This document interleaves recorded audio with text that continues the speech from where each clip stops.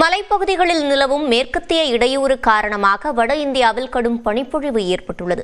குறிப்பாக ஜம்மு காஷ்மீர், இமாச்சல பிரதேசம் மற்றும் உத்தராகண்ட் மாநிலங்களில் பனிப்பொழிவு மக்களின் இயல்பு வாழ்க்கையை பாதித்துள்ளது.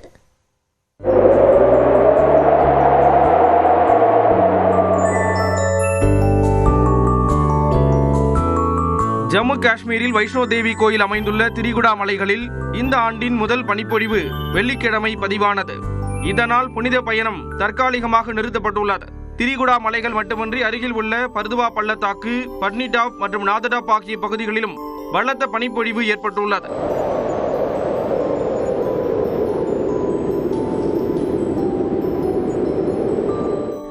இதேபோல் பாரமுல்லா, படோட், பதேர்வா பகுதிகளில் பனிப்பொழிவு அதிகமாக காணப்பட்டது.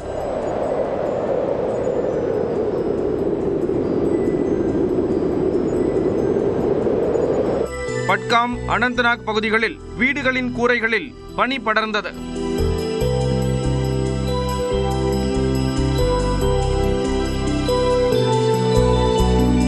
இந்நிலையில் கடுமையான பனிப்பொழிவு மற்றும் மழையால் ஜம்மு ஸ்ரீநகர் தேசிய நெடுஞ்சாலை மூடப்பட்டது.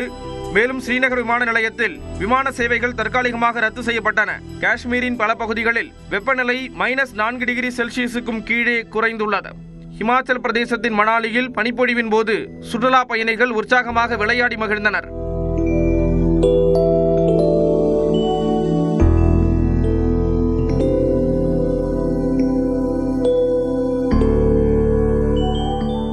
ஷிம்லாவில் சாலையில் நிறுத்தி வைக்கப்பட்டிருந்த வாகனங்களை பனி மூடியது. மழைக்கு குடைபிடித்து செல்வது போல பனிக்கு பொதுமக்கள் குடைபிடித்து சென்றனர்.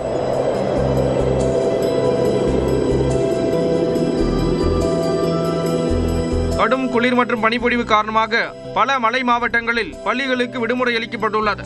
ஜனவரி 28 வரை மலைப்பகுதிகளில் பனிப்பொழிவு தொடரும் என இந்திய வானிலை மையம் கூறியுள்ளது. டெல்லி, பஞ்சாப், ஹரியானா மற்றும் ராஜஸ்தான் மாநிலங்களில் லேசான மழை பெய்து வருகிறது. இது கடந்த 2 மாதங்களாக நிலவிய வறண்ட காலநிலையை முடிவுக்கு கொண்டு வந்துள்ளது.